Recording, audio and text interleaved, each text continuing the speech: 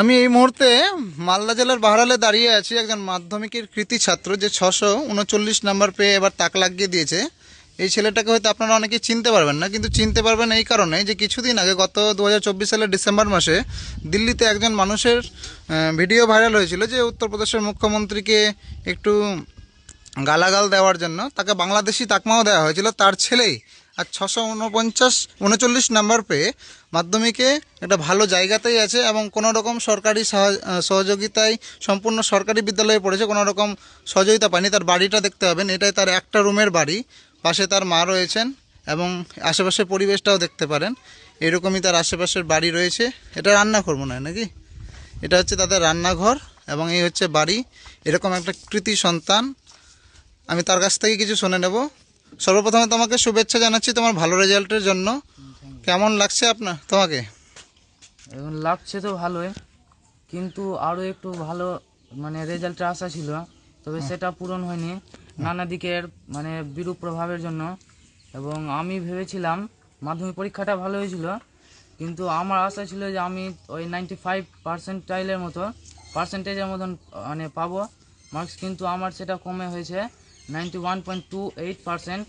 তাই আমি এখন তবুও একটু খুশি ততটাও না, তবু একটু খুশি তো লাগছেই যে আমি বাহারাল পিএলএস হাই স্কুলে ফার্স্ট হয়েছি। তো এটা জানি না যে পুরো বাহারালে ফার্স্ট হয়েছে, কারণ এখানে রয়েছে দুটা স্কুল, যেমন আরেকটা পাবলিক স্কুল রয়েছে নবদিগন্ত বিদ্যালয়, সেটার নাম্বার জানি না, তবে নিজের স্কুলে ফার্স্ট হয়েছে। যাক, খুব ভালো লাগলো। তবে হ্যাঁ, এটা আমরা সবাই শুনেছিলাম, আমরা বাহারাল রতুয়া মালদাবাসী শুনেছিলাম যে ডিসেম্বর মাসে তোমার বাবাকে যখন অ্যারেস্ট করে নেওয়া হয়েছিল বাংলাদেশি তকমা দিয়ে, এমনকি সেই ঘটনাটার জন্যই কি তোমার রেজাল্ট একটু প্রভাব পড়েছে, খারাপ হয়েছে?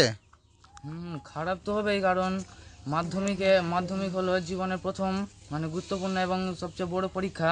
আর এই পরীক্ষাটা ভালো হয় তখনই যখন সে নানা কুপ্রভাব থেকে মুক্ত হয়ে বাড়িতে টেনশন ফ্রি হয়ে পড়তে পারে।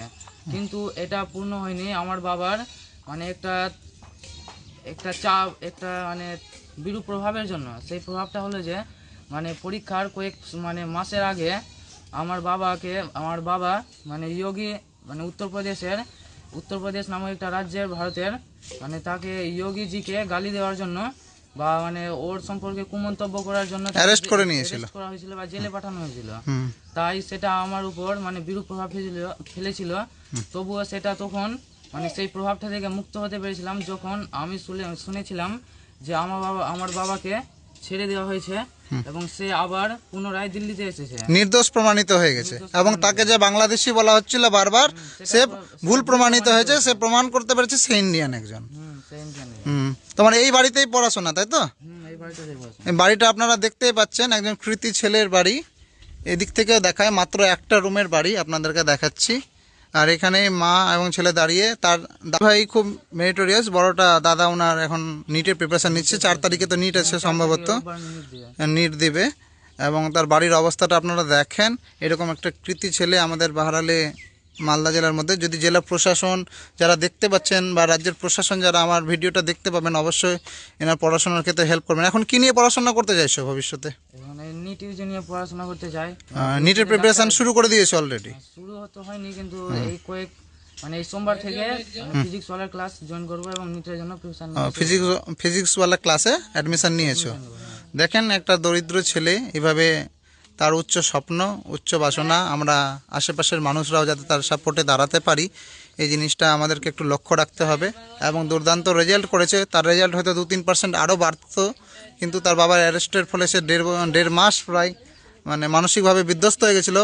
মাধ্যমিক পরীক্ষার কিছুদিন মাত্র আগেই তার এই ফলে প্রভাবটা তার পড়েছে। এই ভিডিওটা আপনাদের সাথে শেয়ার করলাম এবং তার রান্নাঘরের ছবিটাও আমি দেখাচ্ছি আপনাদেরকে, যে কতটা দরিদ্র আছে। এই দরিদ্রতা যেন তার পড়াশোনার ক্ষেত্রে বাধা হয়ে না দাঁড়ায়, তাই প্রশাসনরা আমাদের ক্ষেত্রে এই সহযোগিতাটা করুক। এই সেই রুম, যে এখানে রান্নাঘর, এই হচ্ছে রান্নাঘর এবং এটা হচ্ছে উনি এখানে হয়তো পড়াশোনা বা ঘুমান, হয়তো মা ঘুমাচ্ছে বা দাদা, উনি হয়তো ওই ঘরে ঘুমায়। তার আশেপাশের আত্মীয় স্বজনরা এখানে আছে। আপনার ছেলের এই রেজাল্টে আপনাকে কেমন লাগছে? রেজাল্ট তো ভালোই লাগছে, কিন্তু একটু সমস্যা হয়ে গেল ওর বাবার নিয়ে, তো ওই জন্য একটু মানে নম্বরটা আশা করছি ভবিষ্যতে আরো ভালো হবে। আরো ভালো হ্যাঁ, একটা বাধা আসবেই, বাধা আসবে। যে কোনো কিছুতে ভালো কাজে বাধা আসে। তোমার বাড়িটা একটু দেখি, চলো ভিতরে একটু আমাদের দর্শকগুলোকে দেখাই। লাইট লাইট আছে? হ্যাঁ, লাইট আছে। এই হচ্ছে তার, এটা তোমার পড়াশোনার জায়গা নাকি? হ্যাঁ, এই হচ্ছে ছেলেটা। আমি যখন রুমে ঢুকলাম দেখেন প্রচণ্ড বই টই প্রচুর, মানে বেডের উপরে একেবারে ছড়িয়ে ছিটানো আছে।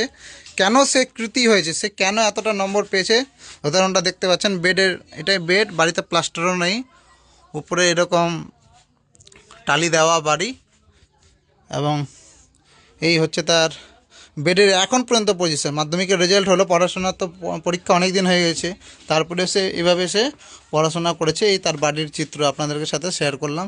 বিশেষ কিছু নেই, কোনো আভিজাত্য, কোনো টিভি, কোনো কিছু তো আমার বাড়িতে নেই। টিভি এরকম কিছুই নেই। না ওগুলো নেই। এগুলোই Social কিছু media বলতে নেই কিছু। সোশ্যাল মিডিয়া ছাড়া। এটা আরেকবার প্রমাণ করতে চাইছে যে সোশ্যাল মিডিয়া ছাড়া যে রেজাল্ট ভালো করা যেতে পারে। কারণ সোশ্যাল মিডিয়া বর্তমান যুগে রেজাল্টে একটা ভালো মানে খারাপ প্রভাব পড়ছে। আর আপনারা চার্জার হয়তো দেখতে পাচ্ছেন, এগুলোর মায়ের হাতে, মায়ের ছোট কিপ্যাড মোবাইল আছে। ওই ছোটো কিপ্যাড মোবাইলে যেহেতু যোগাযোগ, বাড়ির লোক বাইরে কাজ করে, সেই কারণেই এই ভিডিওটা আপনাদের সাথে শেয়ার করলাম। আর এখানেও আছে বই টই কিছু, আর এখানে আছে তার আত্মীয় স্বজন, সবাই এখানে আছে তার আত্মীয় স্বজন। আপনাদের কেমন লাগছে? রেজাল্টটা ভালো হয়েছে তো? ভালো লাগছে না? অবশ্যই ভালো লাগার মতো কাজ করেছে, একটা গর্ব, বিশেষ করে বাহারাল স্কুলের।